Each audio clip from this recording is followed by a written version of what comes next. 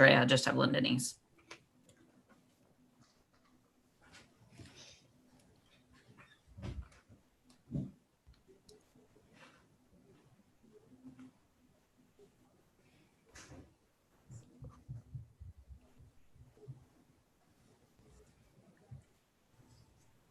All right, you guys are live on YouTube. I'm going to copy the link and put it in the chat for you guys.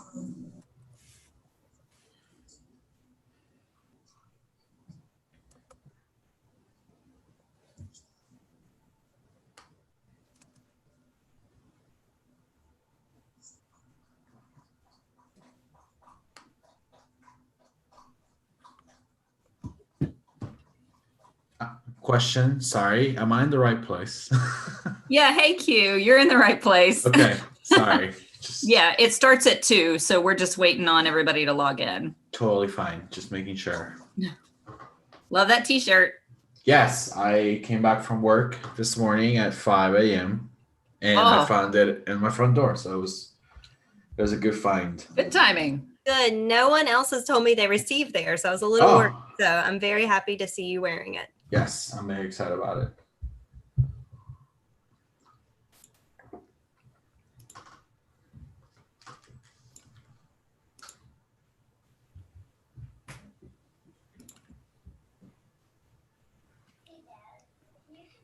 Thank you, Andrea, if you're still there. To help. All right, now I'm going to try and go and hopefully it keeps recording.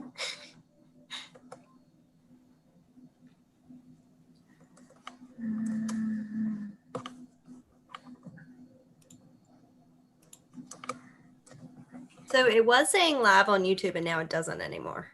Mine does. Yours does? Okay. Yeah. I'm not showing that anymore. And Linda Denise said she just shared it on Facebook and Instagram. Cool.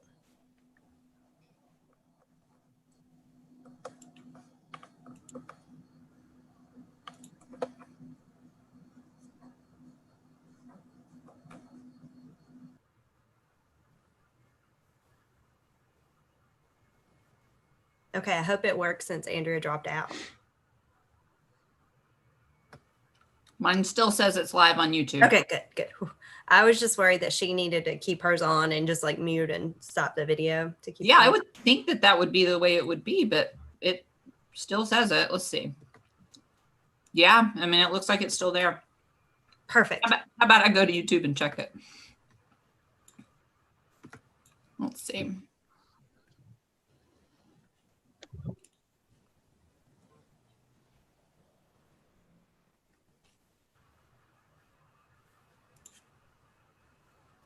It would be, but it still says it. Let's see. Yeah, I mean, it looks like it's still there. Great. How about I go to YouTube and check it?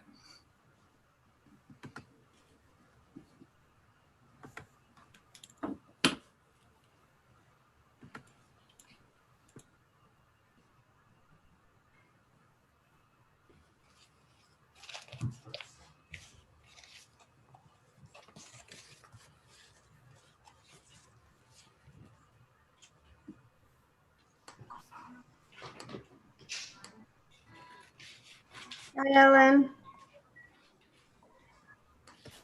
Hey, how are ya? I'm hanging. I'm tired. Yeah. You feeling better?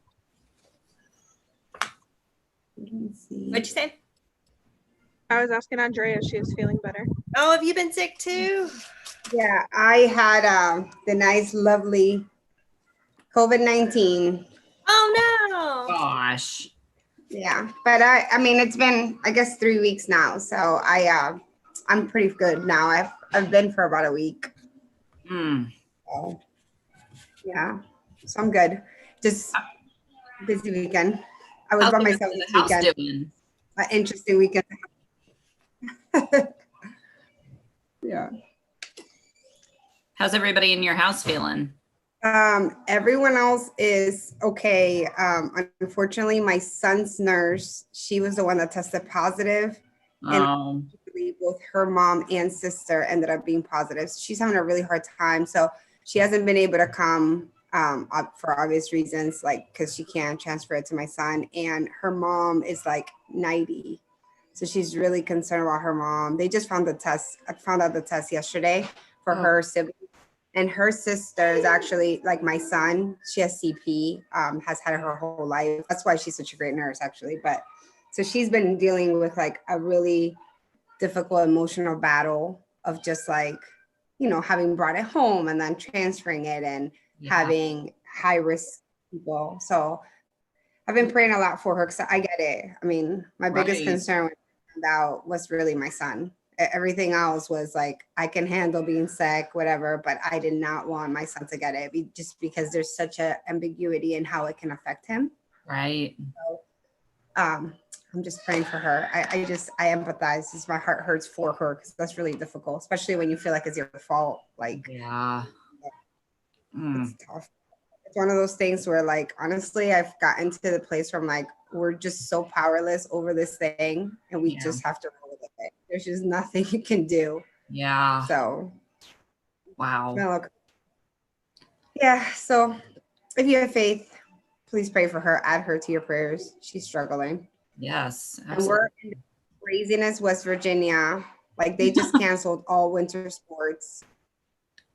Oh. They canceled school again for next week.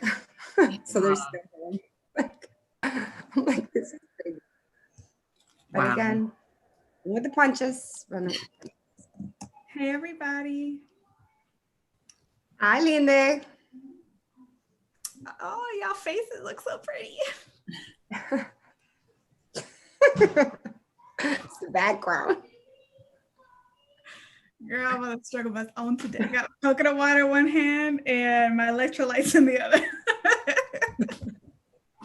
You wanna laugh at me? Look at this. I have 4 of these, right? But look what I have on the other hand. Hold on, can you see it? No, I can't see it. No. Oh, Coquito. From Friday. I'm like, it wasn't alguien por ahí. I'm not gonna mention names. That was his receta. It's so good, but I have to take it in like I've literally had like an inch every day because. Oh, but tell him why. Tell him why. So she had dark rum. That was all that she had. So I was like, I'm sure all of you Puerto Ricans are like, oh no. I was like, that's all I had. So. No, but you can use dark. Like some people like it with dark. You just have to not do the 2 cups of dark because you'd be done. Yeah. I'm taking an inch at a when time. You just it get is very good. That's when you just get started. That's not when you're done. That's when you're just getting into it, you know? She's got 5 kids. Okay. And she was alone that night. Yeah. I'm still alone the whole weekend. So I'm like, that's why I'm having it on a Sunday at 2. Did you do the dip yesterday? Did you bake it? I haven't because I don't have anyone to eat it. So I have it in the refrigerator waiting for like, okay, I thought if I'm going to do it today and then just go love on some neighbors and spread the love because my kids are not going to eat that. They like, she made, her recipe was like, para todo el mundo.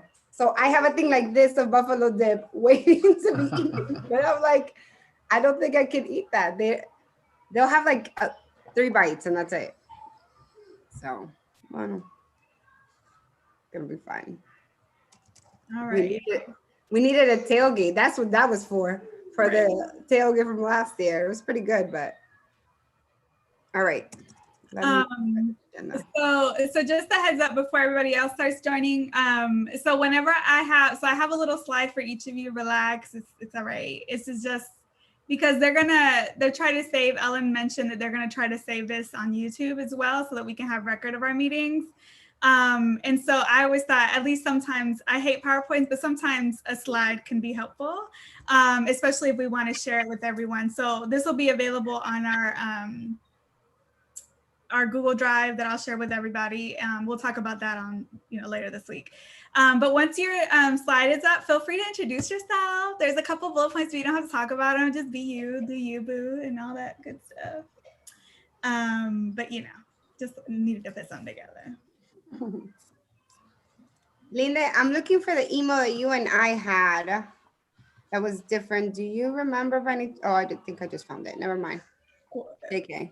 Which one of how many?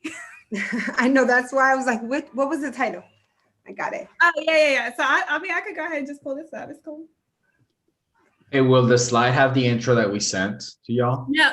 Oh, okay. The bio, no. First of all, it's too long. No, that's for this week. So this week every day we'll be highlighting a new board member. So then that is going to be what's going to be highlighted in that. Okay. That's why I needed the 3 pictures because, if you've seen the Instagram, there's 3 per theme. So each person will have a day where they'll be highlighted. Okay, thanks. Yeah. All right, awesome. So hi, Alex. Ellen or Melissa, can someone give me the sharing capabilities? Yes, ma'am. Hang on. Melissa, how are you feeling? I'm better. I'm on the end of it, luckily. Good. All right. Try it now. I see it. Perfect. Thank you kindly. So we'll just give it another minute or so and then we can go. Oh my God, I love seeing all your faces. Alex, welcome. Thanks for joining. Thank you for having me. How y'all doing? Good. Oh, hi, Ellen. I was like, wait, Ellen, I didn't see you before. You didn't have your camera on. I just turned my camera on. Awesome. Let's just give everyone just one more minute. I think, who are we missing? I feel like we're... Steven, but I don't know if he's going to be. I mean, he told me he will. Is he still in Colombia? He Yeah. said 2 weeks. I can't remember from where we talked. Yeah. Ay, Krista, no la veo. Oh, yeah. All right, that's fine though. It's all good. All right, does everyone have their chat capabilities? I just want to make sure. Yeah, I think so. Where do I see the chat on here? Okay. All right, well, we could go ahead and get started. Hi, everyone. So anti-formalities, can you tell? Now, anyways, welcome. Super excited for today. This is our official first LAN town hall. Yes, we've had a lot of happy hours, a lot of unofficial meetings, but this is really an exciting time. Just an opportunity to really make this official, right? We've been around for a few years. Obviously, we gained momentum in 2020 as all the other awful things have happened in 2020. I think one of the best highlights for me personally has been the growth and the engagement of this community. So super excited for today. Of course, we have a bit of an agenda, but it's going to be super informal. It's really just, so that we can share this information with others on campus. We have representatives from HLAG that will be here. I think someone will also be here from the Latinx Collaborative just to give updates for initiatives that we may not be familiar with, and of course, to welcome the board. So yes, there's a bit of an agenda, and yes, I did. I do my thing with my GIFs because that's what I do, and I had to represent because le dieron una pela. Okay. Last night, I don't know if y'all saw the game, but it was a great game. I live in Florida, so it's actually really, just exciting for me to just walk around my NC State short all day yesterday and today. So we'll do a quick icebreaker, really fun. We could do it. We have a small enough group that we can just, do it one by one, or we could just do it in the chat. It's completely up to you all. Then we'll go into, land overview.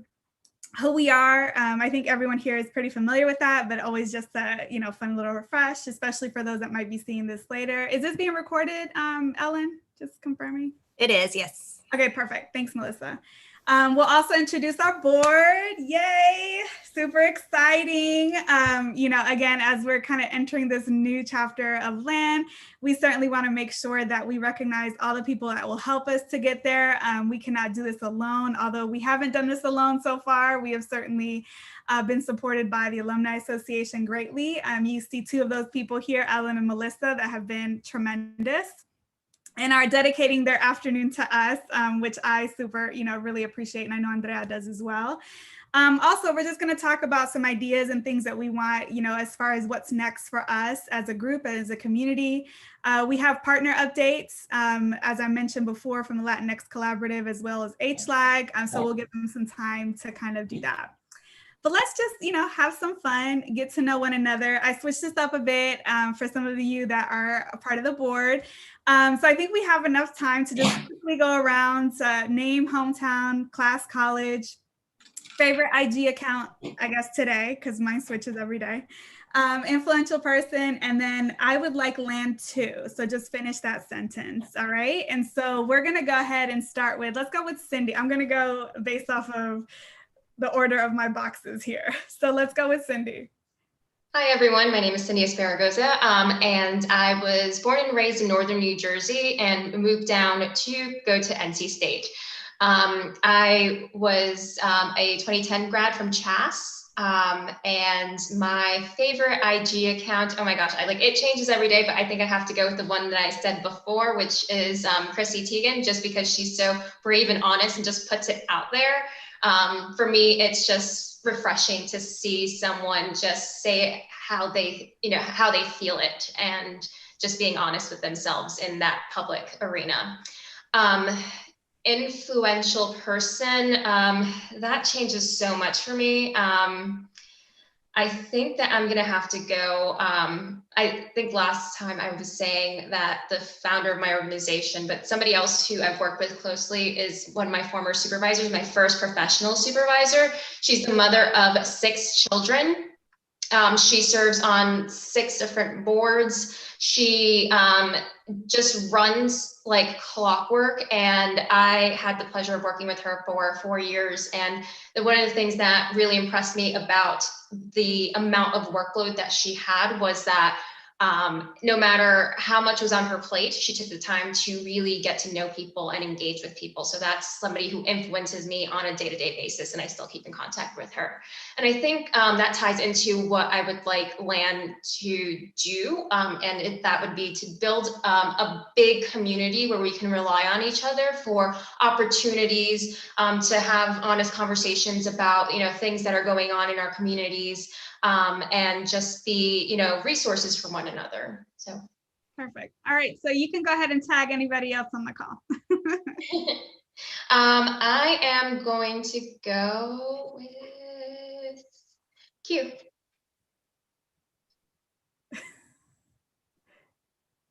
Sorry, is that me? I think. Okay. Cuautli, my name is Cuautli Oliveira Herrera. I go by Q sometimes if I like you. Let's see. Hometown, I was born in Mexico City. I grew up in San Juan, Puerto Rico. But my hometown where I feel like I belong is Durham, North Carolina. My family still lives there. My sister lives there. My nieces live there. And that's where I really came of age, I guess, in Durham. So I feel like that's where I go back to for holidays as much as I can. Class 2011, Chas, political science. Good times down in the Chas buildings. I think it's like the ones that face Hillsborough Street. I forgot the names already. Favorite IG account. It changes every day, I think, depending what mood I'm in. Right now, I started following Ismael Cruz Cordova, who's an actor. I started watching things and I realized he was in them, and I'm like, oh, who is this guy? And he has a great video on YouTube where he explains Puerto Rican slang, and I think it's adorable. So if you need something to watch for 20 minutes, I would go check it out. Influential person. Oh man, I don't know. I would think I'm a mentor hunter. I like to hunt mentors in my life, people that are good influences, people that can build me up. I like mentoring people, so I feel like I've always sought that for myself. But I would say just like, I think, I don't know, right now, influential person. I don't know. I think my family, I don't want to be cliche, but my family has always been very influential. They keep me grounded no matter what stage of life I'm in. I would like land to, I think two things. I would like land to be relevant to the regional networks. So I know that we have like demo, specific, I forget what we call them, not regional, but the other ones, the ones that are not regional. We have like someone has a name. Constituency groups, yeah. The constituency networks, like ours, like BAS, etc. But I would like land to also be like a presence in like the region. So in each regional network, for the land members in that network to be active and to be relevant members of that community. But also I would love to see land impact like younger students, like underclassmen, and even people as they're making their decision to go to school or where to go to school, and as they consider NC State. So the more we can build a relationship, with people at an earlier stage in life, the better we can be a resource to people when they face, the tough times in life, when they face struggles, right? I think I was very blessed by having a community that supported me when I struggled, when I had tough times in life. So if we can be that to people that may not have that as part of their family or their friends, then I think we can really have a lasting impact. So happy to be here. Awesome. All right, your turn to tag someone. Joanna. Thank you, Hugh. Hi, I'm Joanna Venegas. I am from Raleigh, North Carolina, born and raised. I was born at the Wake Medical Center. And I moved to Boston 6 years ago for AmeriCorps. I love Raleigh, miss Raleigh. I want to live in Raleigh, but my partner never will live in Raleigh. He already told me that, so I'm here to stay. That's why I'm a part of the association, so I can be like part of Raleigh, because my heart is there. So, and I'm Honduran, Hondureña. My parents are from Honduras. They immigrated to the United States in the 80s. So yes, and pray for Honduras because that hurricane passed by. It's not well, so if you could donate, please, to any organization, that'd be great. It's really awful what's happening there. Anyways, so I graduated from NC State in 2014. I was I forgot, like social humanities. I was a poli-sci major, so and my favorite IG account, it's Sydney, it changes every day. But there's, if you want to laugh, there's this guy, the name is called Unnecessary Inventions, and he invents really weird stuff. It's actually really funny. Like one day he invented a shirt, and then you could put the shirt up and like make it a face mask, so you could go like this, but your chest is like showing. It's kind of weird, but it's actually really funny. So I would check him out. It's called Unnecessary Inventions. It's really, really quite unique. Oh yeah, and another one was like a shoe selfie. So like to put your phone in your shoe, and you could take like a picture of your selfie, kind of go like this. Yeah, it's like so stupid. Influential person. I know Andrea's like cracking up. No, it's actually really funny. Like I could just maybe show you the like. Can you see that? You probably can't see that. Oh, anyways, okay. Influential person, because of elections, because I was phone banking. I'm really I really think Stacey Adams was an incredible person. She really flipped Arizona blue. Like she really did the community organizing work. And I think she just I didn't really know much about her until recently, but just like her community organizing, get out the vote. This was like years and years and years of work. So the Democrats that had nothing to do with, with Biden winning, it was like community organizers. And I was phone banking as well for North Carolina, for Ricky Hurtado and Arizona. So I'm all about like community organizers at this moment. And Stacey Adams is, I think for me, like very influential. So yes. And I would like land to, I think as Q said, just like for me, I think it's very similar. Two things, like to build community across the United States and different networks, really have like a home away from home, right? And then second, be like mentor and help out current NC State students and like future NC State students. I think that it would have been really helpful to have an alumni association after I graduated, like kind of give me advice of what I need to do, like maybe don't do AmeriCorps, do something else, you know. So I think it would be nice to have, I want to help out that, you know, current NC State students with just mentoring and just kind of giving back to that community, and, you know, helping them out with their future plans. I think that would be amazing. So yes. Next, I will pick Andrea. Is that cheating? Can I make you? Hey guys, I am Dr. Andrea Duhan. I was born in Bogota, Colombia. I was raised in Miami and kind of been all over the United States since then. I graduated in 2005 from what used to be the College of PAMS, which is now the College of Science, and the College of Education. My favorite IG account is God Says. It's just kind of an empowering, faith-based account that keeps reminding me of sometimes the things that are easy to forget in everyday life. I am a faith center person, so it's always exciting to see that on social media platforms.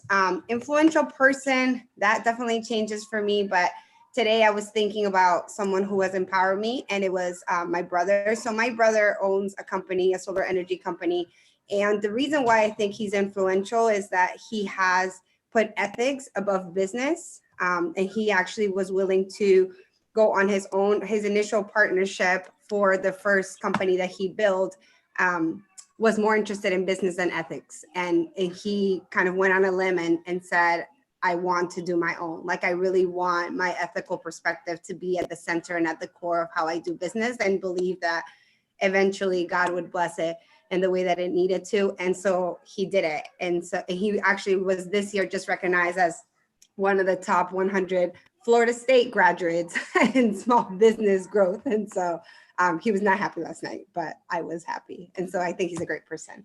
And I would like land to, I think a lot of people have alluded, but for me is all about empowering the next generation, period. So, and I will nominate Ellen. I would love to get to know you, Ellen. Thank you. Hey, everyone. I'm Ellen Richardson, and I am the Director of Alumni Engagement at the Alumni Association. And I work with a fabulous team of people that oversees all of our alumni networks, both regionally based and all of our constituency groups. And I'm a bit of a stand-in today for Timothy Williams, who is our newest hire. He's been on the job 2 weeks, and he will be working with all of our constituency groups. So we'll be Land's main point of contact once he is up to speed. But we actually have 2 events going on right now. So Timothy is on the other event that we're hosting right now. And Melissa and I are here with you today. And Melissa and I have been working with this group more closely in the interim while we've been in this time of transition. So I got to say, I love the Latinx Alumni Network. We are having all kinds of fun, and we're doing some really creative and unique things in this virtual space, which for this group happens to work really well because you are spread out all over the country. And so this virtual offering is a great way to be able to connect everybody who wouldn't be able to get together for an event in Raleigh. So I've been excited to see what the group is doing, and I'm looking forward to what's next for 2021. But I was born and raised I was not born in Raleigh, but I've lived in Raleigh all my life, moved here when I was a baby. So Raleigh is my home. I love it here. And I have 2 degrees from NC State. I'm class of 2001 and 2010, both humanities, communications, and international relations. And I am not on Instagram, so I am missing out on all of the fun things that y'all are talking about, but there's enough great ideas here. It might make me actually get an account and start checking it out. I know, sorry, I am. But that's okay. I don't have a whole lot of free time, so there's a lot less scrolling happening in my life, especially these days.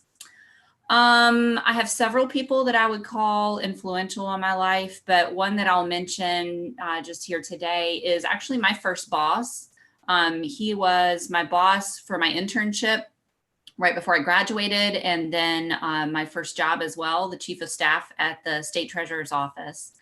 And he just made such a lasting impact on my professional life because he showed me what it means to work hard, really hard, And he gave me the latitude at such a young age to just try and go out on a limb and work on projects on my own and figure out how to do things. And had the faith in me to just, know that I would come back and check in when I needed help, but gave me that space to work and to get things done. And that has really, I think, helped me in my professional career to just have the confidence in myself to get things done. So what would I like to see land? Well, I mean, everything that everyone's mentioned here already. I've been with the Alumni Association for 10 years in January, and we love what we do because we see groups like this all the way through the stages of forming and growing and gathering momentum and then making that impact and that change on future generations that you guys have talked about. And so it is all of the hard work that you're putting in right now that is going to make such a difference to our current students and to the students that aren't even on campus yet. The starting of your scholarship is a great example of that. Hopefully as early as this spring, we're going to have a student benefiting from that. And, this group has gained momentum so quickly in a way that we don't always see that, but we have a lot of dedicated volunteers, all of you here today. And so that's really what makes these groups grow and expand and have that impact that I know all of you are here for. So thank you for letting me be a part of this. And hopefully this week when we get together again, we'll be introducing Timothy to everyone as well. Perfect. Thank you. All right, Ellen, who do you tag? Let's see, Stephen. Righty. Hello, everyone. Stephen Alvarado. I was born in Bogota, Colombia as well. I'm actually here right now, currently. Sorry, I'm a little bit late. It's in a meeting and it's raining in the city. And I live in Los Angeles now, and we complain about LA traffic. When I'm in Colombia and Bogota, I pray for LA traffic because it is terrible. So sorry, I'm a little bit behind. It was supposed to be a 35-minute drive. It took me over an hour to get here. So, but I made it. So graduated from Poole College of Management in 2009. My favorite IG account would be this fast and growing account by the Latinx Alumni Network on IG, making it happen, representing.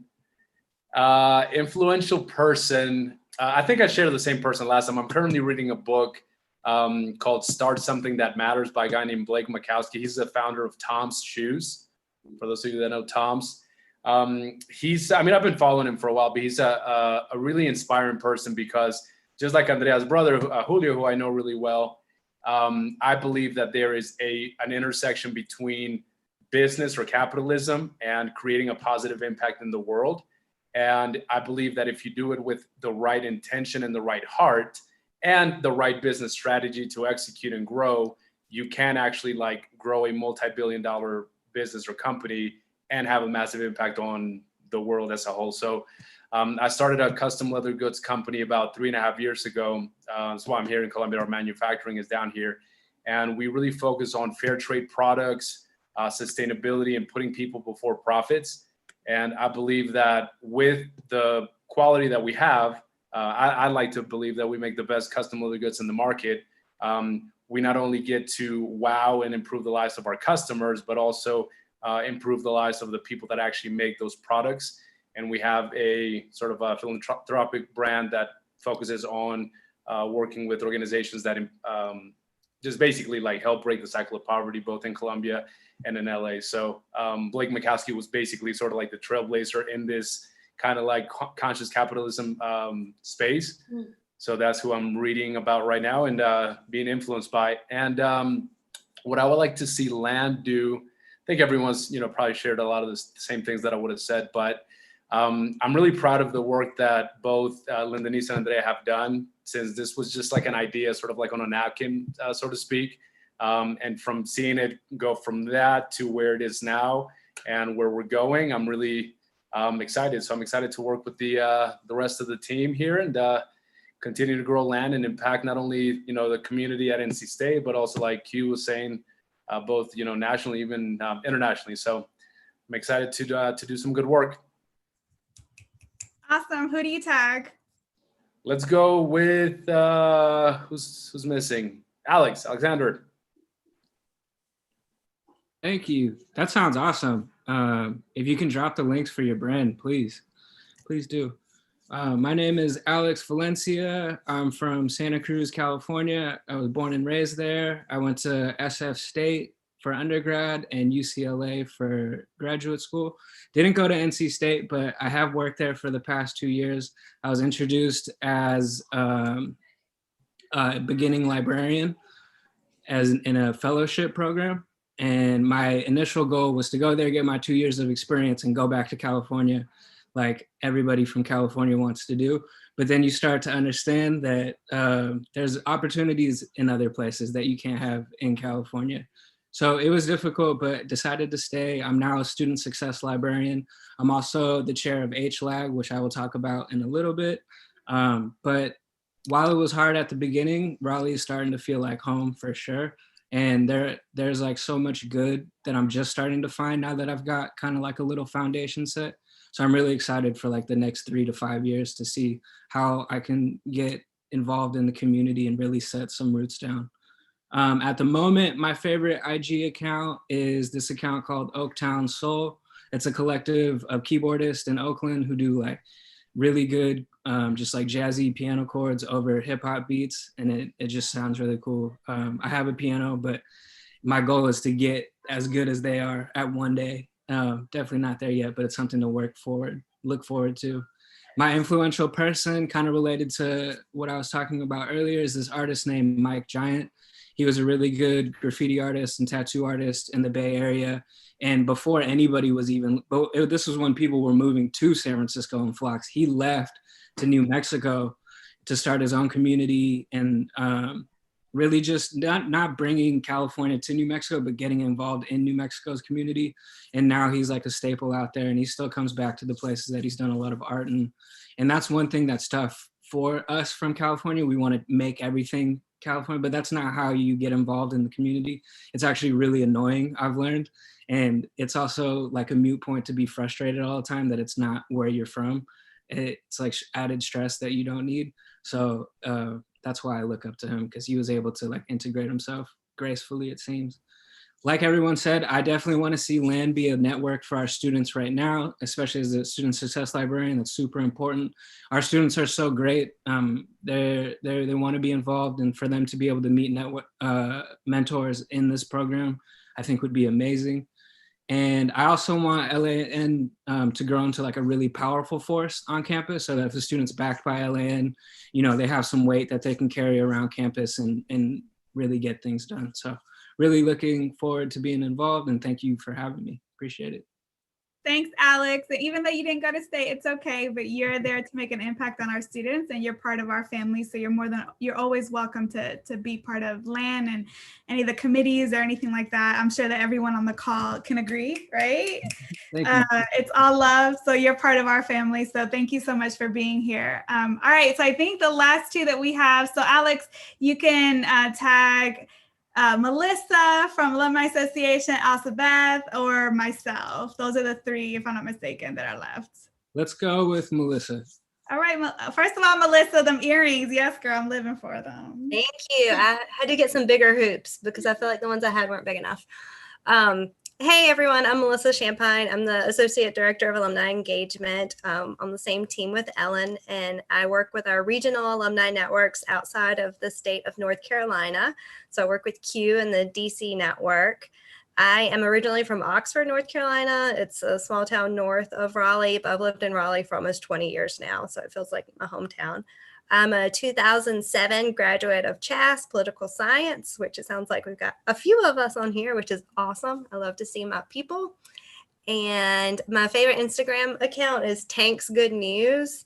I don't know if you guys follow it, but it's all just good news stories. And they're so cute. And a lot of them make you cry happy tears. Yesterday, there was this one about this older guy that feeds raccoons because it was his wife's dying wish that he would continue feeding all their raccoons. And he just like every night, like 20 raccoons comes up and he makes sandwiches for them. And it's so cute. I'll drop that link in the chat. I love that. I have 3 influential people I want to talk about. I couldn't pick just one. First is Andrea, because she just amazes me. The very first time I even met her was in Las Vegas, and she had like 1 hour of sleep, and she was just raring to go. And I was like, don't you need to lay down and take a nap? And she was just good all day, and she has endless energy no matter what life throws at her.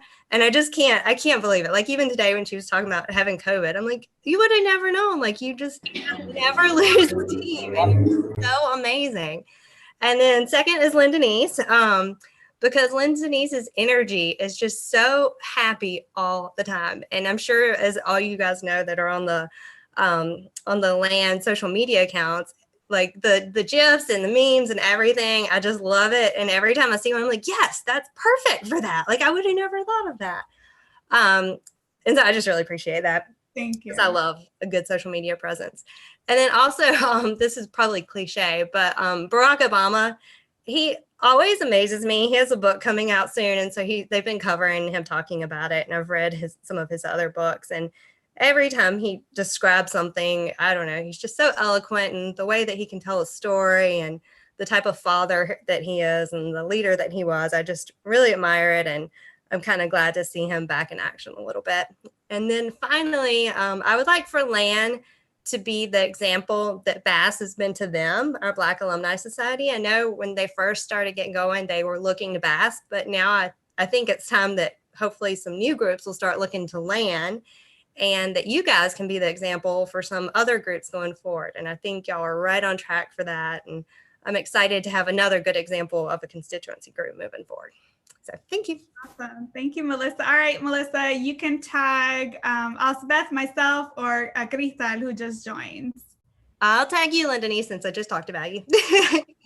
Thank you again. That was super sweet. Hi, everyone. I think everyone knows me by now. Linda Niveles Diaz Rivera, or I go by Linde. Nothing other than that. Hometown Raíces. I say Bayamón, Puerto Rico is my hometown, but I was raised in Germany, in Stuttgart, Germany. And so I kind of just depends on how I'm feeling. Like today, I was a bit on the, my German raíces. Class College, 06, Polk College of Management Marketing. Everybody knows Polk College is where it's at. Right, Stephen? Yes. Favorite IG account, I switch it up, but today I will say Lovey Ajayi. She did a TED Talks.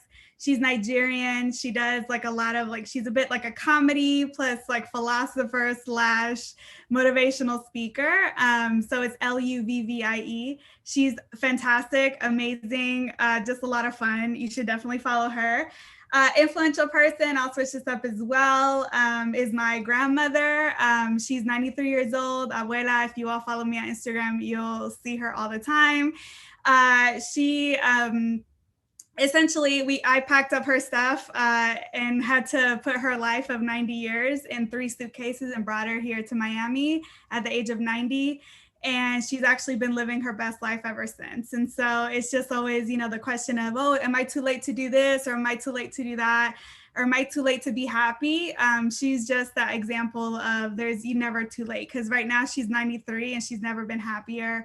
She's in the best shape she's ever been. Her spirit is just, just overwhelmingly just grateful and thankful. And I don't know anyone but her, anyone like her that has so much will to live, right? Even when we have to go to the hospital because she falls ill, there's just this fire inside of her. And so I'm just thankful I still have her around, and she's 93. So if you follow me on IG, she's all over it. So it is what it is. I love my grandmother. So and it's funny because she says she looks up to me because she's 4'11". I'm 5'4", for those of you that know me in person. So I'm not that big. So when I have to hug her, she's literally underneath me. So anyways, that's my grandmother. So if y'all want to learn about Abuela Loli, just go on my IG, La Linde. Anyways, I would like LAN to, I think I just echo what everybody else is saying here.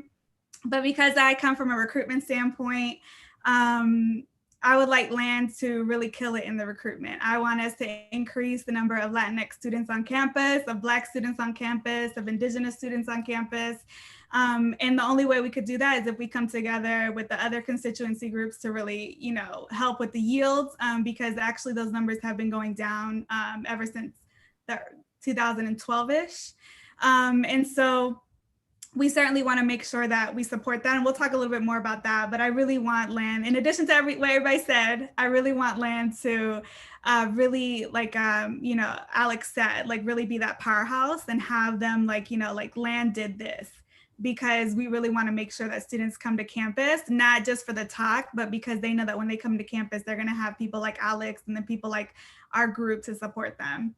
And so, yeah, so that's me. And so let's go with Isabeth because she's out there. I hope it's not too cold wherever you are, because I know you're outside. Yeah, I was gonna say, sorry if there's a lot of background noise. It's really windy and everything, and I'm on a cobblestone street, and I'm like, of course, things would drive by now. But so yeah, everyone, my name's Elizabeth Roman Shalaba, from Tampa, Florida, born and raised. My background, I'm Puerto Rican and Czechoslovakian. I graduated from NC State Full College of Management, Accounting, back in 2014, with a master's, with my bachelor, and then I got my master's at Wake Forest. My favorite IG account, I'm going to change it up. So today it's going to be Humans of New York. I just love reading the stories, and it just touches my heart seeing different people's journeys through life. Influential person, so also changing this one up today. It's today it's going to be a mentor that I have. She's actually an NC State alumni, from the Full College of Management, now that I think about it, and she's Latina, and she has her doctorate in accounting.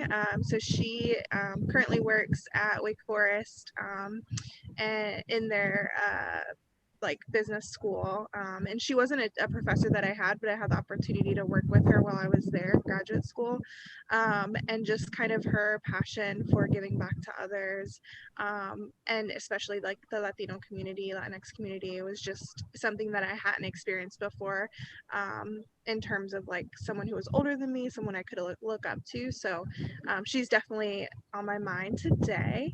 And in terms of what I would like Len to be or to do is literally what I just said. For me, I think it is about showing students the opportunities that are available to them, and the ways in which they can grow as a person and a professional in this community that we're creating for them outside of their college experience. Awesome. Thank you. Well, thanks everyone. I think that was awesome. And it also helps us whenever we do our board intros. We'll go just a little quicker since we already did kind of this background, but this is a lot of fun. So thank you. It's always good to get to know others within our community. And so I will, yes, I did it. Yes, I'm over the top. Everyone on this call already knows. And so I'm going to hand it off to my fellow co-chair, Andrea. We're going to go over just a quick overview of who we are at LAN, and then we'll, dive into the board stuff. So yes, I did the GIF situation all over the presentation. I had to. And so, yeah, so I'll hand it off to Andrea. It gives me life, so I am totally okay with it. So a lot of you are familiar with LAN, but we just want to give you an overview of what we saw, why we started it, and then really where we want LAN to go.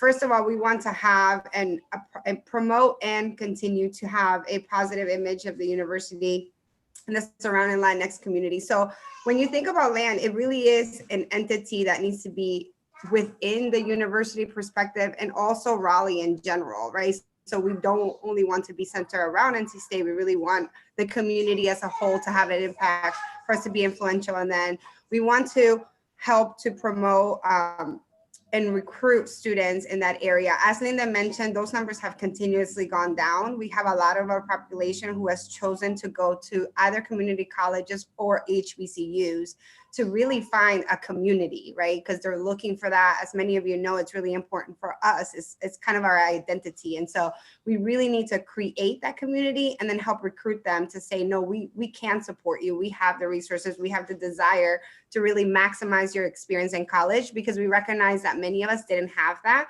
Some of us did find that while we were NC State, but there's a lot of us who went through NC State who did not feel like they even matter, right? They felt unseen. So we want to make sure they don't feel that way. And then we want to sponsor and coordinate activities that support academic professional development among our students, Latinx alumni and staff. And so all of us have careers. We have opportunity beyond what anyone can imagine. I am in awe every time I hear about another alumni and all of the people who don't know about it. Because we are doing some great stuff. Like literally every time there's a spotlight, I'm like, wow, this person's doing incredible things. And so really utilizing those networks to allow all of us to intricately work together to help each other, right? To have network and to build community and to be able to take a senior who's navigating themselves and trying to figure out where to go, which I think many of us were there and really help them along the way. And so we're hoping that that's the case. In addition, we need to be an intricate part of evaluating university policies and really being a part of that sort of system, right? That says, are we being seen? Are they taking in consideration what's happening in our communities? Do they see us as an intricate part of the university? And so it's important that we're represented, that we're sitting at the table, that they're seeing us in these places where decisions are being made that are affecting students in our community. We want to provide opportunities for friendships and networking. That's kind of our favorite part. Like I loved having all of this homecoming events and making recipes and learning about people and having like trivia nights and game nights. Like we thrive on that, right? We thrive on our energy. Last year when we were in person for homecoming and we were at the tailgate, it was incredible to just see the people, the energy, the love, and maybe you don't even know each other or you're 10 years apart, but we're like family, right? Like literally mi familia, that's the way we think about each other. And so I think continuing to keep that is of essence. And I'm so glad that like this time period of COVID allowed us to be able to have that in this space, even though it's not the same, but we really have enjoyed it. And it's a lot of fun. And then of course we cannot, this is last but not least, really, we want to make sure that we're financially supporting students. Again, if you listen to our stories and you know where we come from, it's of essence to have the funds for students to be able to go to school. And so we want to raise funds. We want to be able to have a scholarship.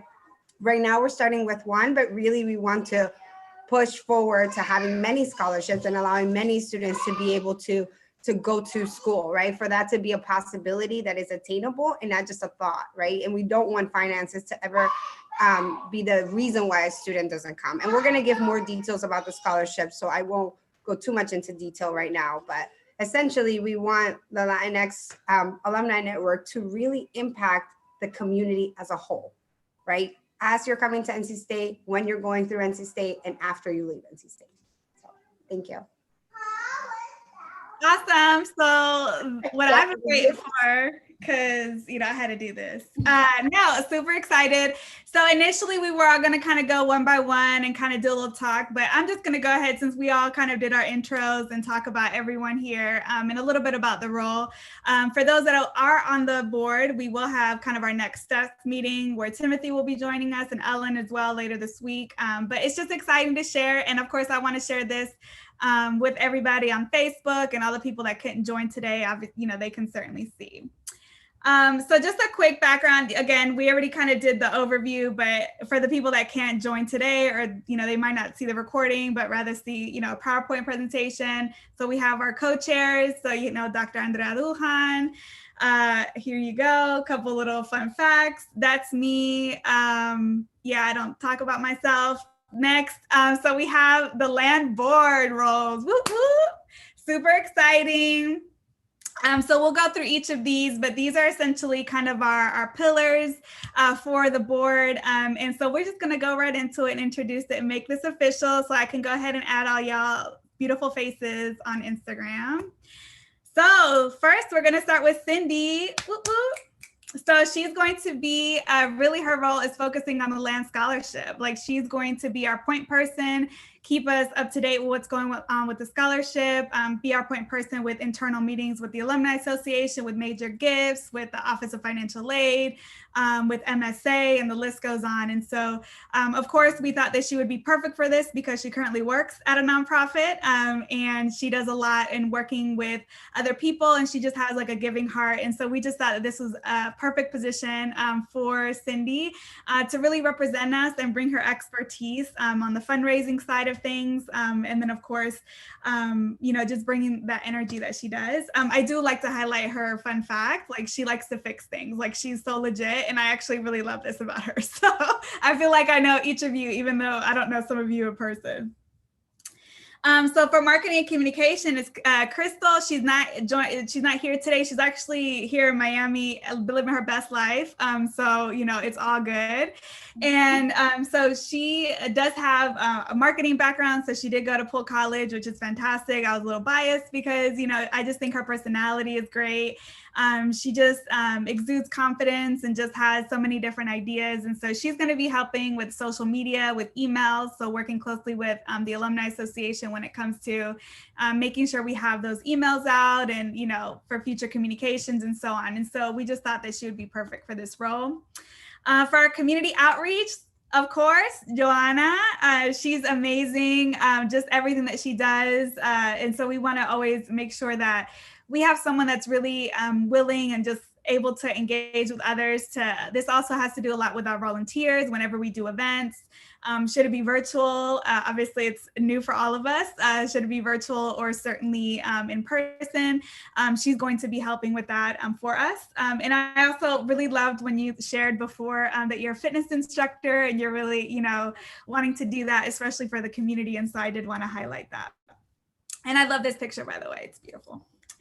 And then our strategic planning, of course, you know, nobody else but Steven Alvarado, because he is just, you know, obviously Polk College again. So I had to make sure I have my peoples on the board. So, you know, that's what I do. And so, you know, Steven, he's just a visionary and really not just what he does with his organization, but what he does to help others. And so he's going to keep us on track. He's going to make sure that what we're doing is in line with our goals, what is in line with the goals of the university. So he's really the one that's going to, you know, check us and make sure that we're good and make sure that what we're doing is really impacting our students.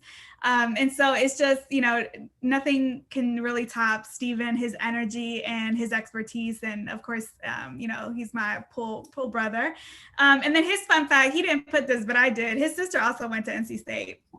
The more the merrier. And she's also amazing, just as amazing as he is. And then student and young alumni engagement. So I know we were talking about graduation. Elspeth, woo woo. And so she, of course, with her relationships, her energy, just really being able to build those connections.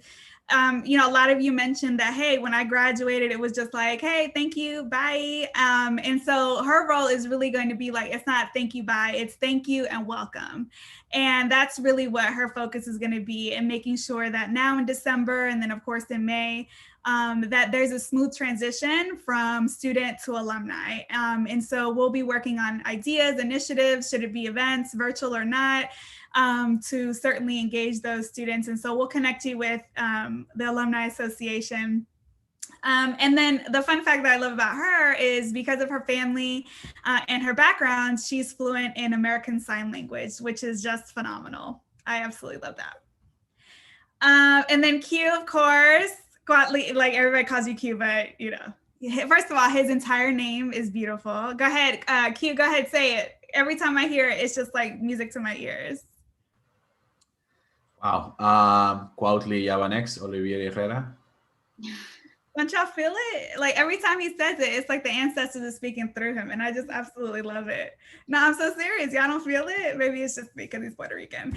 And so the fun fact is he's one of the leaders for the alumni group when it comes to the DC. So he works, like Melissa mentioned, closely with Melissa.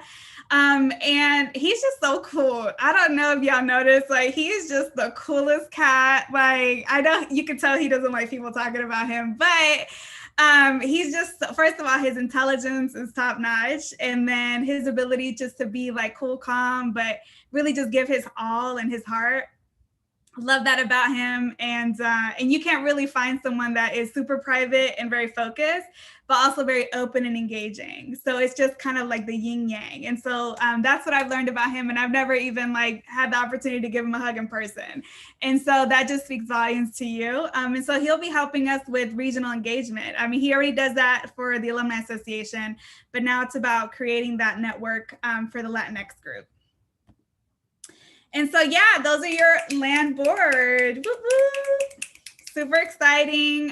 Just really excited to get this going with them. We're actually having our next meeting this week. We'll be introducing you all to Timothy and then just talking about next steps for each of your roles and kind of homework assignments as we're working with Stephen to kind of plan for the, let's say, next 6 months to a year and 5 years and so on. And so we really want to build that vision and work backwards to make sure that we are, fulfilling whatever that vision is for the next couple of months, all the way to, 5 years or so.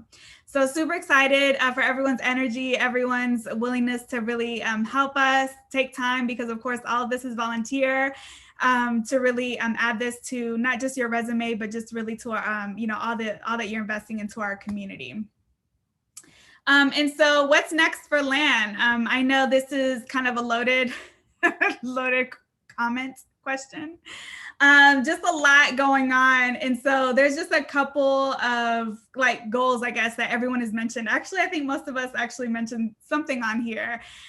So Andrea, you can, chime in wherever you want, but I know that we'll be launching our mentorship program soon. Once we get everything up and running with our land board. Assist with yield programs. So that's with PAC partners through the undergraduate admissions office. I actually met with them last week to rebuild that program because we actually want to do more and more yield programs together with BAS and some of the other constituency groups. And so I'll be having an update on that as well. I'll let Andrea share on the scholarship and graduation, and then we'll just, again, these are some just ideas, not the, the full picture, but just throwing that out there. Yeah. So with the scholarship, our goal is to fulfill our endowment of $50,000. We are currently, given that there is a fee associated with having a restricted fund account, a little under $12,000 that are actually in the fund, with an additional pledge of $15,000 that has been made by alumni over the next 5 years. And so we need to get to 50,000 in order for it to be an official endowment. And so what happens now is that we decide, okay, do we go ahead and create that scholarship for the spring under this restricted fund, or do we sort of wait until the $50,000 has all been connected for the endowment? At this time, we believe that we want to go ahead and have our official $1,000 scholarship awarded in the spring, so we can really have that impact begin to generate. And I think the more that we give, the more that the cycle will just come back to us. We will have another day of giving in the spring, which will really hopefully perplex us to go up. And in that spectrum of having scholarship, we are looking at creating sponsorship packets, looking at where our membership works and what their specific networks do for maybe matching gifts or anything that can really help us to get to that $50,000 endowment. Why do we want to be at an endowment level? It's very simple. At an endowment level, the money's making money. Otherwise, whatever you have in, money out. So we have to be financially smart about how we're creating this. And if we're thinking about the longevity of this scholarship and making it institutionalized, we want to take ourselves out of it. And the best way to do that is by having an endowment, hopefully the first of many, right? But we really want to make it so that it's making money on its own. And we know that it will be there 25 years, from now, 50 years from now, 100 years from now, hopefully continuing to grow every single year. So that's our direction. In terms of graduation support for Latinx, again, we want them to feel that whenever they graduate, they are literally being welcomed into this organization, right? That there is a home right there, open arms waiting for them. And so creating programs around that. Some of the colleges do a great job of that. So some of us are part of that same network across our particular colleges, where the moment we graduated, they're very nurturing. I can talk for College of Science, they're extremely nurturing, and I've been out of college for a very long time and they still nurture that relationship. So we really want to focus on being able to do that. And then lastly, on my end, before Linda continues, you see the 2021 Latinx weekend. So we have had this vision for a couple of years now of creating a Latinx alumni weekend, where we really focus on just bringing back our alumni and making it about them. Not homecoming weekend, but just a weekend for us, really taking all of the activities that are staple activities as an NC State undergrad, and then making that sort of a weekend where we can come and see what's happening at an undergrad level, and then how can we support it. And it'll give us an opportunity to come back and really feel like family and nurture that friendship and those relationships that for us within our own culture are really important. So what do we want to do? We want to partner up with the collaborative and take their main events. So we know some of those events are Somos, right? They happens every single year. It's an annual thing for Mi Familia. So rather than creating new events, we say, we would like to partner with you on this weekend.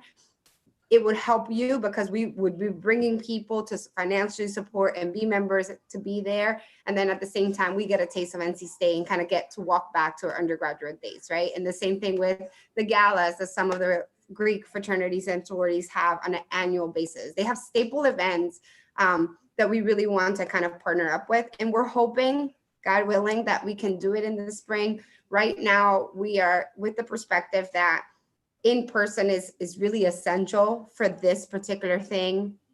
We may still have something virtual, but we really think like being in person for us is important as we're kicking off the first annual Latinx Alumni Weekend. And so that's the way that we're kind of going. And I know that as we bring the board, there's going to be many more ideas that we can incorporate into that. Awesome. Thank you, Andrea. And then just a couple of updates from my end. We're actually, we were going to be featured in the fall Alumni magazine, but they had other updates, COVID. So they pushed us off until the winter, which is fine. It actually really will support us, especially with the March Day of Giving. So this is just an opportunity where, similar to some of the articles that I've shared, thankfully to like MSA and Major Gifts, where they've highlighted us. You know, again, we've been, you know, had so much support from on-campus groups, thanks to the Alumni Association and connecting us with them. So we'll actually be part of the Alumni magazine. So hopefully we'll get some interest and, you know, questions and people, you know, want to give. Because that's essentially what we want them to do. But at least even if they aren't able to give, willing to just join us and be a part of our community. And then of course, just continued virtual engagement. We want to make sure that, I think that for those of you that couldn't make it, our little happy hour on Friday was a lot of fun, a little demonstration. Q couldn't be there, but I used his receta. My family said it was delicious. And so I tasted it, it was good, but I usually stay away from dairy. Yeah, that's what Andrea is drinking. And so I usually do the vegan version. So I might provide that option to anyone here. But my family said it was delicious. And they're from Barranquita, so you know that they're super picky. And so, yeah, so we might do something like that, maybe, you know, right before the holiday break and just, you know, kind of chit chat and catch up with everyone. But I thought it was a lot of fun. And I know it's just been kind of crazy week for everyone. So hopefully we can do that. So again, these are just a couple of kind of like our initial thoughts. This doesn't include what you all will be doing with your own kind of groups. We'll also be, you know, creating committees so that Alex, if you're interested in supporting any of these initiatives, you can certainly do that. And so there'll be more information on how others can get involved. Because again, even though we have a board now, we still need a lot of support, especially for those that live in Raleigh whenever we're able to actually do things in person, which hopefully is soon. I don't know how that looks. Here in Florida, it's not looking too good. But as they say, I guess we're the meth lab downstairs. Yeah. I also wanted to mention that one of the things that's really important, I know on my end, I've had some experience, is really being very intentional about putting land on boards that are university based. I know right now, I shout out to Q, who's coming on the Alumni Board of Directors as well. But those spaces are really important because we are not represented, and that is just the truth. And I can say on my end, like as I sit on some of these boards, thankfully I've had that opportunity on a college level and an alumni level as well. It's important, and right now the voice, the opportunity for them to hear your voice is open more than ever. Okay, I have been doing this for a while because I've graduated a long time ago. And this is probably the first year where I feel like there's some intentionality behind the people who are leading this voice to hear my voice and to change the way that things are being done because of what has happened. So I can tell you that I had some of the presidents of these boards reach out and say, I want to hear can you tell me what I can do better to support your group? This is the first time, and I graduated 15 years ago. So this is such a great opportunity for us to say, hey, you have been ignoring this group of people. and you may not even have realized it because it hasn't been relevant, but we are in a situation right now on a political level, on a health level, on every level to say, stop, look around you, who has been in front of you that maybe you haven't even noticed has been in front of you, and what can you do to better support them? And I think that opportunity is presenting itself. So definitely think about that if you're willing or want to be a part of some of these spaces. I think it's important. Or if you know someone who's not right here in front of us right now, but who you know can be dedicated or can be a great asset, I definitely want to make sure that we start putting people in those places so that our community is, again, thought of before decisions are made and not a reaction to something. So. Thank you. Yeah, so we'll certainly have more updates, especially to share after like our land board meeting, and then kind of each person's, focus and kind of what you feel would be the next best step, and then creating those committees. And we'll be sharing that certainly with the group. But for this first meeting this week, we'll actually just focus on kind of what each of you all, some of the ideas that you have for each of your groups. So now we're going to go into our partner updates, another GIF, because that's what we do. Just a quick update before I hand it off to Alex with HLAG.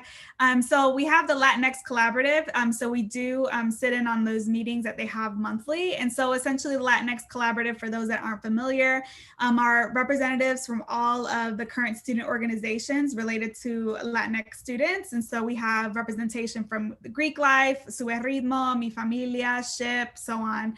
Alpha is also on there. And so we'll have someone sitting in on those meetings. Most likely it will be Elsabeth, since she's going to be working with student and alumni engagement. And so we'll make those introductions this week as well. And really, as far as what they're doing, last week was Dead Week, which is why they didn't really engage in a lot of the red and white week events. We did have Ed that did represent on Friday and did some chicken tenders. And so we really appreciate him taking the time, because I know it's a crazy time right now.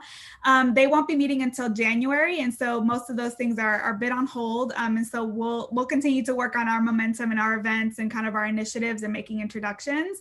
But we're hoping to continue to build that relationship with the Latinx Collaborative so that they can feel that they're supported, and we can let them know about stuff that we're doing, so that we can all be in sync. So that's how we're going to be supporting the students on campus. And then Alex will be telling us what is HLAG, who is part of HLAG, and what are some of the ways that we can certainly support you all. So I will hand it off to Alex. Yeah, definitely. Thank you. HLAG stands for the Hispanic and Latinx Advisory Group at NC State. And so we have representatives all across NC State. So from the libraries to College of Natural Resources, to the global living villages, living and learning villages, multicultural student affairs. And we meet once a month on the first Friday at 10 a.m.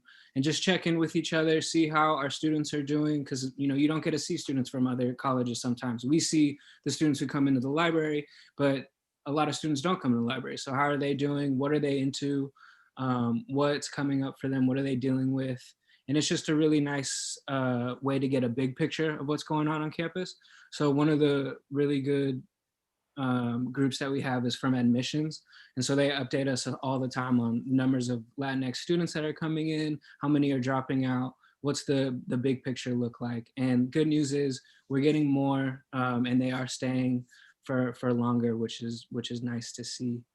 I just became the chair as our friend Marcela Torres Cervantes left.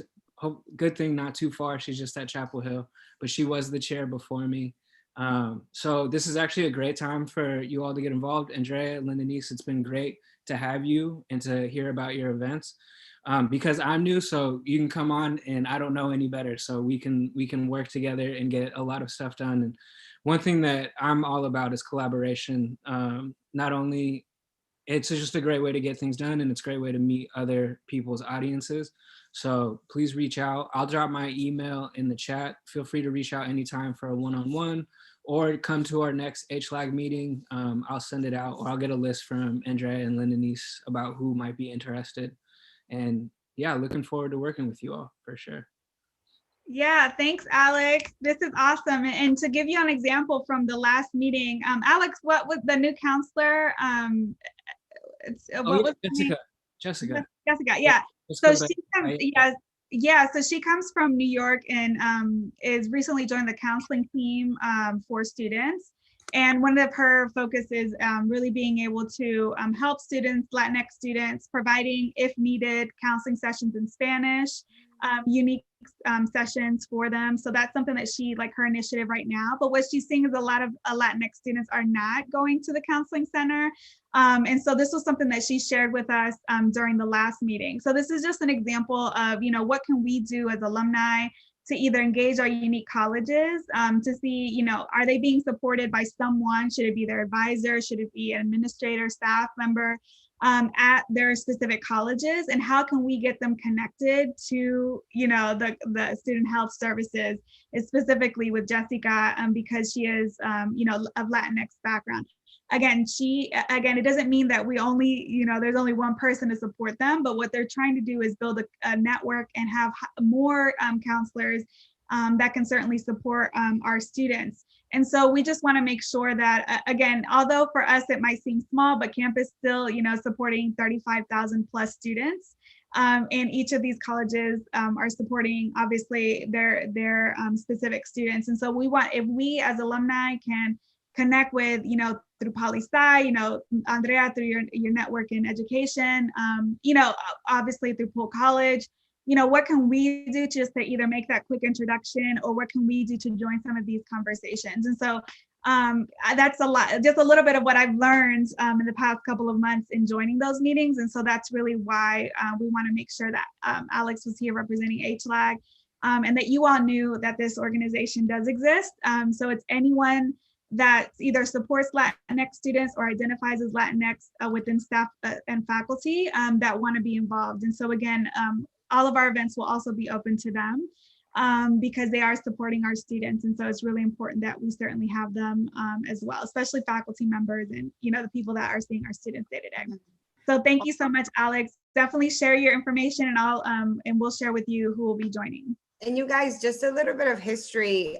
So HLAC, they've been around for a really long time, actually. They were really like an intricate part of trying to put a scholarship sort of ahead of our momentum and making sure that that scholarship was inclusive of DACA students. That was one of their main focus whenever they met. And they do a lot of collaboration with programs like Caminos, like Juntos, to have that voice of people who are coming up to NC State, right? So younger students. So I think they're really looking forward to collaborating, just on a faculty level, on their individual levels, really looking forward to collaborating with something that's kind of longstanding to be in there. And I also wanted to make, they're not here, but I know that they sent us email about it, so I'll be remiss not to mention. So the Greek fraternity Lambda Theta Phi has also launched a scholarship. I believe they're about 80% of the way to their goal. It's $1,000 scholarship, and they want to, they've also reached out and say, hey, we want to collaborate. How can we support, so on and so forth. So there are other individual organizations who are taking initiatives to also support their students. And we will have many places, right? So that's great, because that means that there's multiple avenues for our community to find financial help, or to find support in general. And I know Jessica's not here, but they have mentioned this, so I thought I'd mention it anyway. Yeah, and I have a video, I'll post it this week as well, that they created for the scholarship. Thank you, Andrea. All right, and so that's essentially, what we had on the official agenda. Connect with us, check out our LAN website on the Alumni Association page.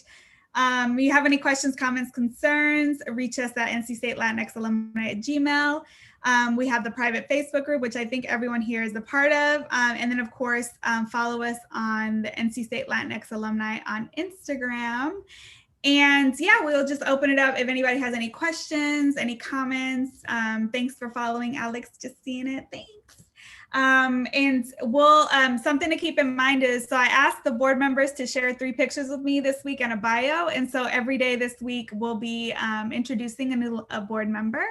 And so that's really exciting. Stephen, you're going to be all over Instagram because we did the land talks and then now we're going to add more pictures of you.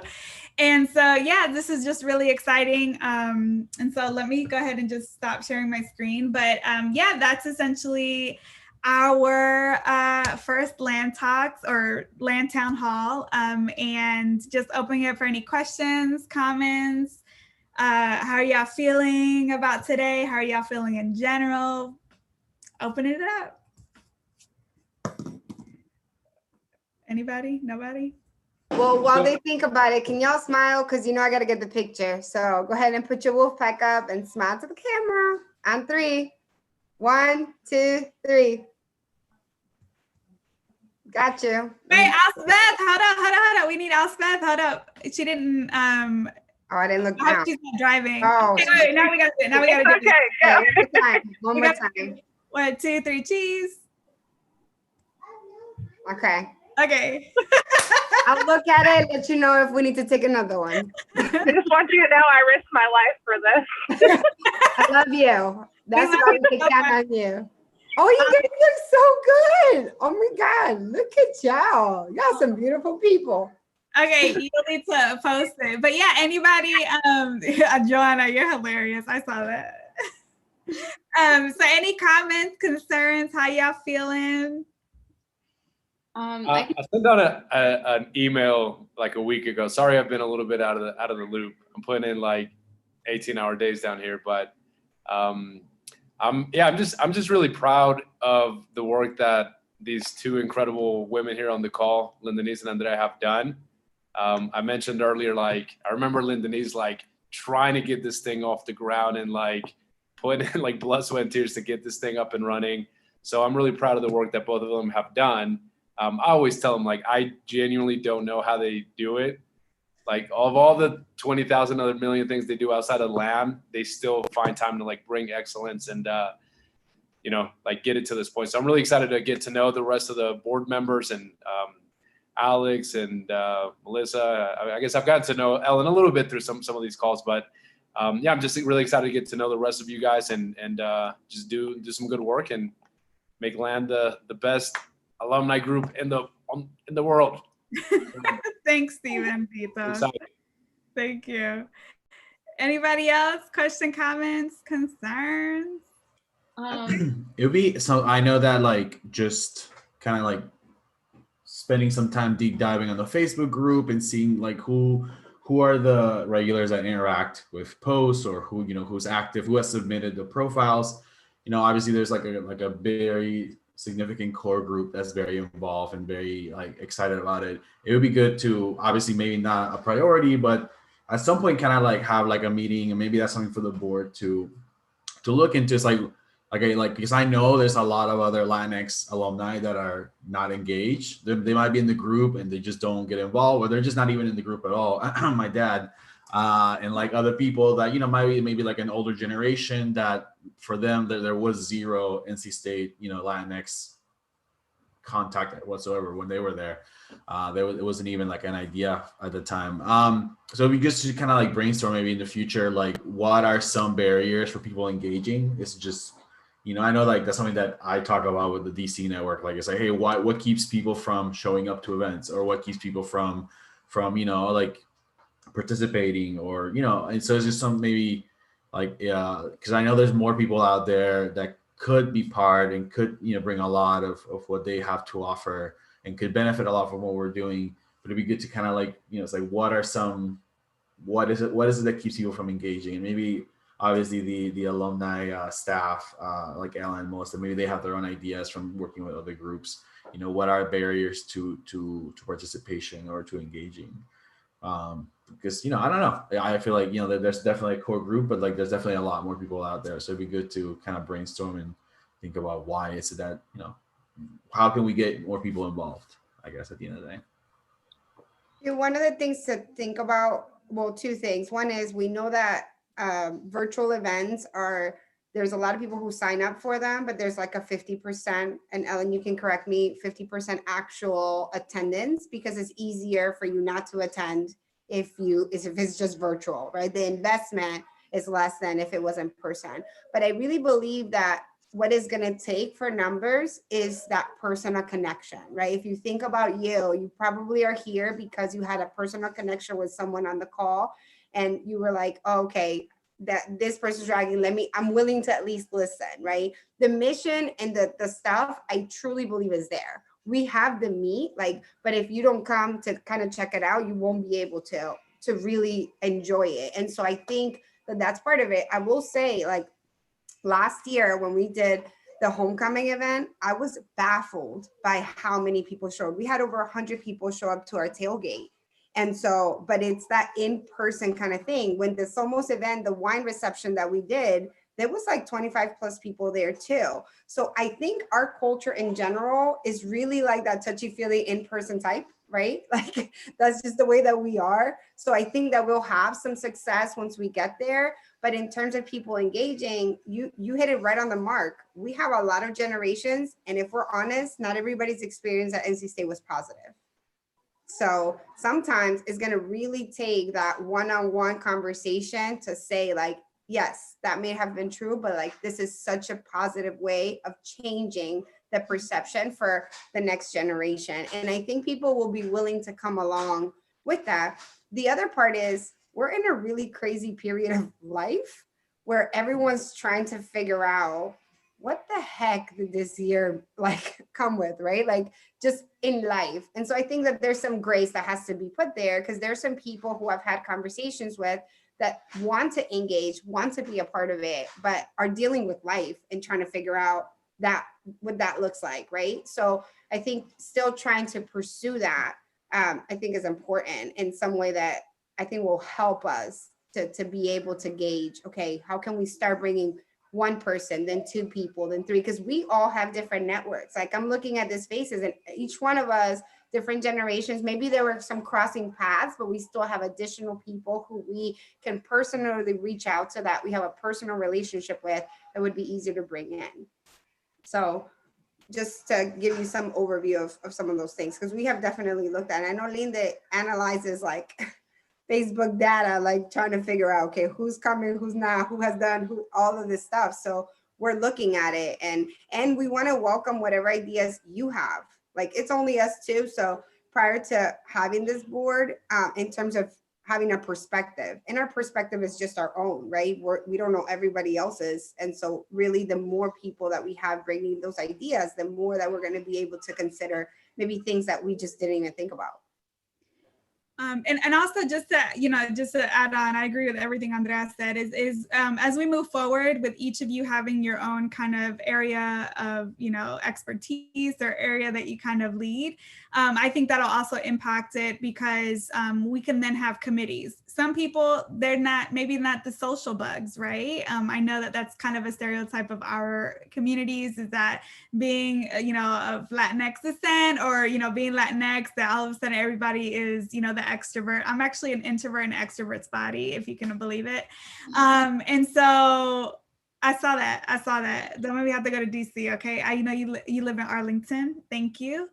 And so, no, but all jokes aside, with the committees, I think that'll also just really increase engagement, because someone might, be really interested in maybe, working with Stephen and, wanting to learn a little bit more about the strategic planning, what are some of those goals and how can we come up with those goals? So they might be that might be what, drives them, or, they would want to do more of the volunteering and mentorship. So hopefully we'll be able to kind of get some of these bubbles, of groups that will then want to be more engaged. And of course, there'll be more people posting. I know right now we have a good mix and good engagement with people posting jobs and just fun facts. And then, my random posts, as well as the spotlights. So hopefully we'll be, updating and, getting fresh faces. But, obviously we're with you 100%. And so hopefully we'll be able to drive and also learn from you, Q, what's been working at your, in DC for your regional engagement. And then of course we'll have the support of Melissa and Ellen and the whole Alumni Association group so that they can also, let us know what's been working for them. So hopefully now with, fresh faces, we'll do the introductions this week, and then we'll, kind of roll out some committees and so on where people can sign up. So hopefully we'll be able to see more of that. But thank you. Thanks for that feedback. Anyone else? I would just say that, like you said, we are here and ready to help however we can. We are certainly going to need the help of some volunteers that are on here today in the process of updating LAN's website. The Alumni Association transitioned to a new website platform a month or two ago, and there's a lot of updates that need to be made to all of the constituency group pages, but specifically, LAN already has so much content because Linda Neese has been doing these great features, and those need a home on the website, and the content about the group needs to be rewritten, and the information about the scholarship needs to be linked and rewritten. So that's going to be a project that we're going to need, some volunteer help to get that cleaned up and up to date.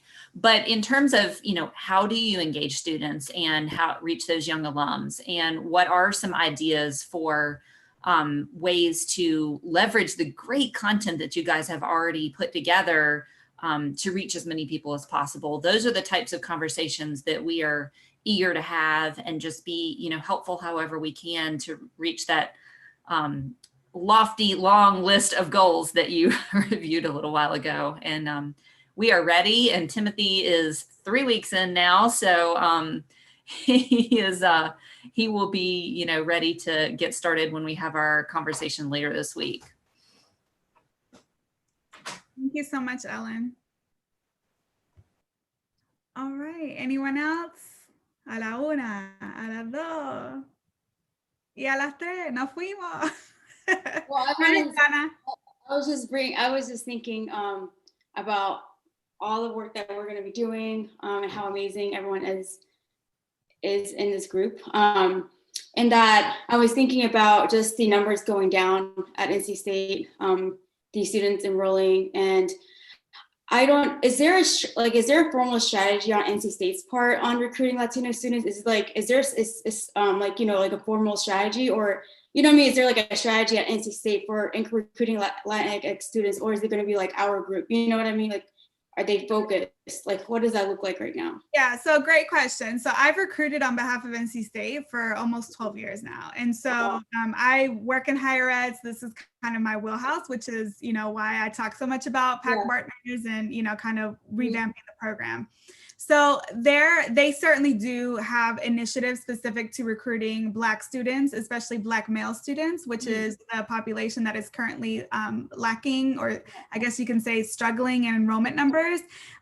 They were at their peak in 2012, but they continue to decrease throughout the years. And this, of course, can be because of scholarship dollars that other institutions like Carolina, even Duke, that are reaching out to these students. HBCUs are getting more funding. Their focus is on getting more high achieving students, as most of you may or may not know. And so really, they do have a representation and recruitment when it comes to Black students, when it comes to Indigenous students. Justin Richardson, if I'm not mistaken, that's his last name. Justin is who oversees that. He's Lumbee. And so he's the one that's really engaged with our Indigenous groups, specifically in North Carolina. And then for our Latinx students, as you all know, Melissa used to work really closely with them.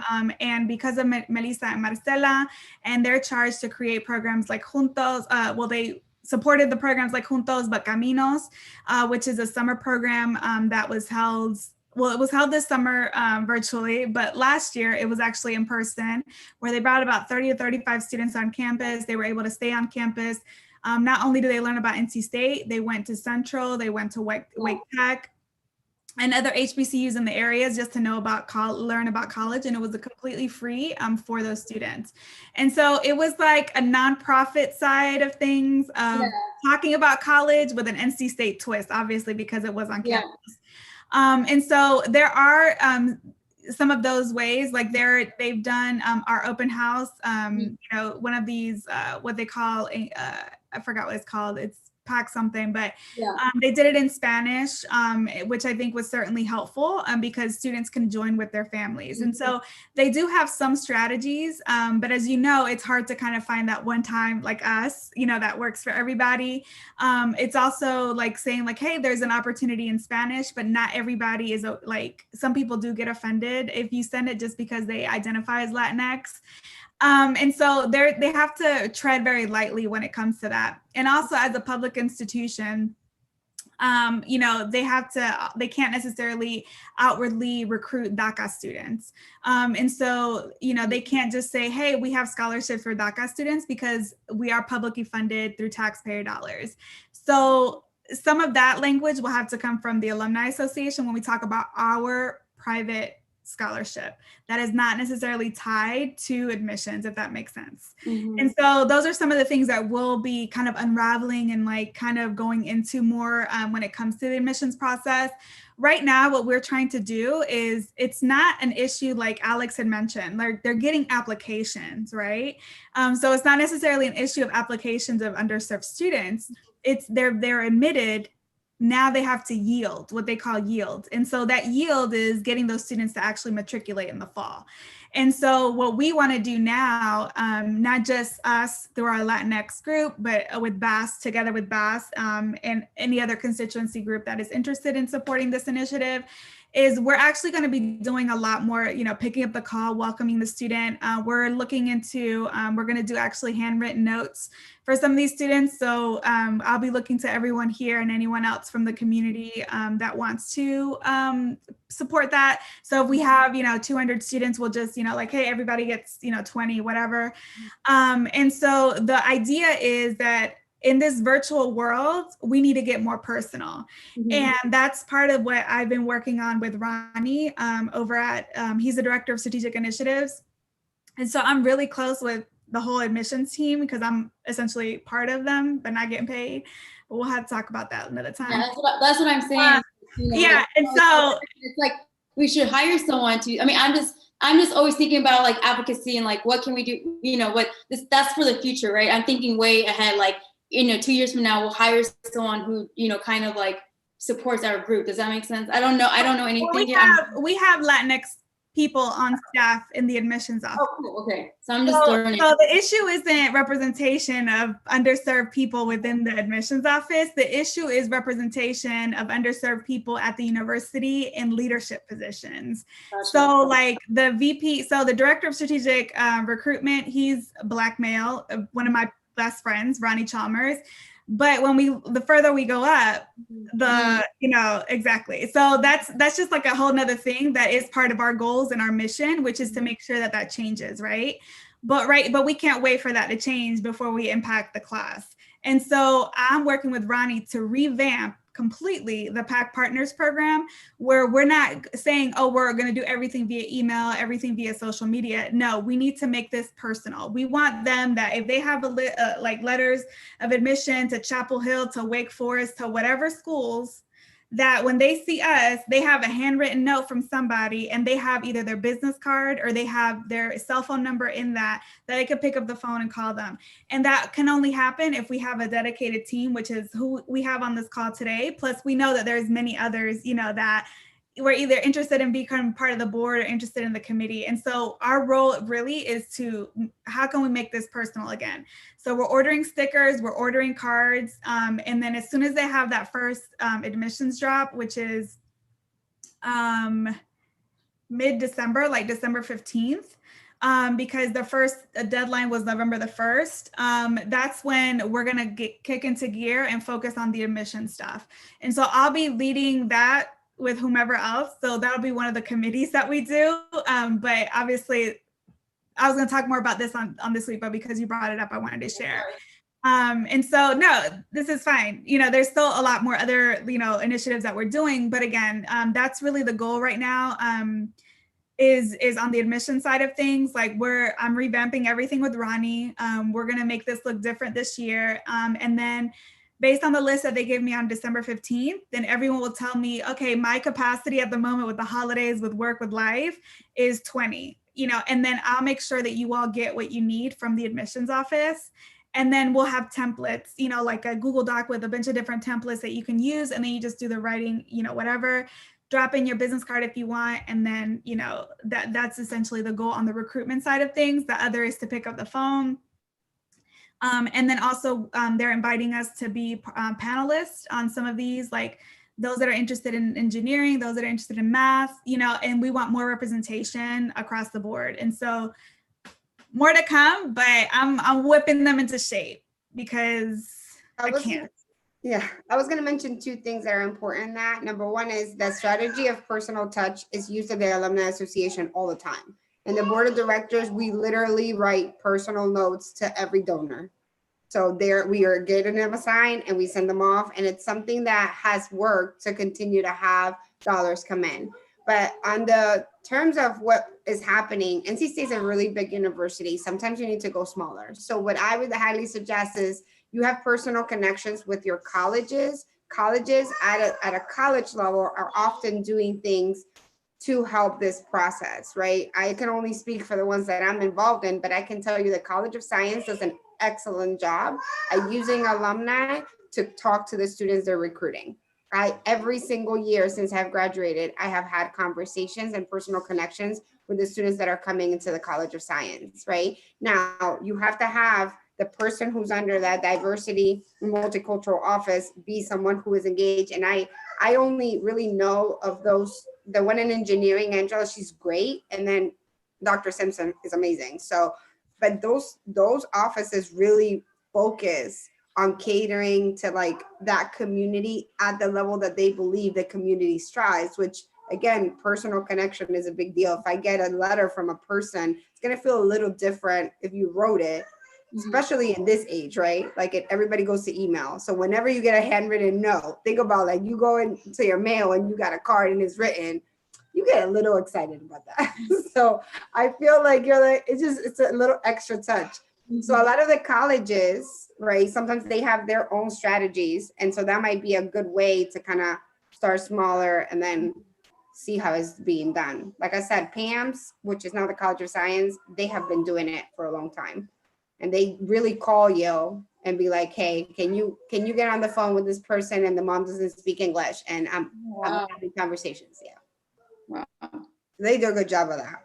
Yeah. And so what we're just trying to do is really from the undergraduate side, because again, something for you all to know is that even if they have a selection process for scholarships within each of the colleges, everyone still has to go through the undergraduate admissions office. And so everyone always calls the undergraduate admissions office. And so I want them to even have a directory of those of us that would be willing to either support them in bilingual information sessions, support, you know, like in these types of events. But again, that's kind of what's to come. We're revamping. I'm meeting with them again this week because I gave them homework assignments. And so, yeah, listen, I show y'all all the love, but when I'm in these admissions meetings, I'm like, come on, where's the list? Let's go. I don't have time. Let's go. I got alumni that are really, you know, because they were like, but are they really willing? Because they were like, well, you could write it and then we could just print multiple copies of it. No, I want there to be coffee stains. I want there to be, you know, whatever, blood, sweat, and tears on these letters because we need these students to come to campus. We can't be missing students because everything is printed. I was like, I can tell when something is actually handwritten or if it's like printed. Like, and if everybody needs, first of all, plug to Schneider pens. They're German. These are the best pens in the entire world. If you are a pen snob and a journal snob like I am, these are fantastic. If everybody on this call wants a whole pack, you just let me know. I will get it for you because these are fantastic, Schneider. And they don't they don't bleed. So you know what I'm saying? Like, listen, I live for this pen. Anyways, the point of this pen is if I see somebody write in this pen, you could tell that it's handwritten, not that it's printed. But listen, big up to Schneider. Like you can get them in all the colors at like $20. German quality pens. Listen, I know people talk about German cars. There's nothing like a German pen. That's just me. But anyways, again, I was raised there, so I might be a little biased, right? Thank you, Joanna. Okay, I'm not alone because some people think I'm weird. Oh, okay, so if anybody that wants this, just text me. I think everybody on this call has my cell phone number. Just text me with your address. I got you. My gift, happy Hanukkah, Kwanzaa, and Christmas to everybody. So this is my cell phone. I think everybody here has my cell phone, but if not, there you go. Anyways, I know we went over 5 minutes, but I hope this makes you excited that we got a lot of stuff going. We'll talk more in depth during our meeting on Wednesday. Hopefully everybody can make it. Excited to introduce everybody. Timothy, he's fantastic. He's just been a joy. And I know that it's going to be a lot of fun working with him moving forward. And so, no, you're welcome, Joanna. If anybody else has any questions, I know I kind of went in the deep end because that's my baby. Admissions is what I do with my kids. So I got you. But anyways, happy Sunday, everyone. Happy Red and White Week. This is a wrap. We should have done that as a GIF. Boop. This is our first Red and White Week. Hopefully next year we could do all of this in person or have a hybrid version of it. Which means I'm gonna need for all of y'all to wear your mask wherever you are, including in Colombia, Stephen. So y'all be safe out there. Exactly. Thank you. Y'all be safe out there. Be kind to yourselves and be kind to each other. And just super excited for what's to come. Thank you all for your hearts, for your love, and onward and upward. Yeah, I should be, I'd be sleeping on myself. Bye, everyone. Thanks, everybody. You're funny. Thanks, Melissa. Thanks, Ellen, for spending your Sunday afternoon with us. For sure. All right, y'all. Asta, thank you, girl. Be safe. Bye.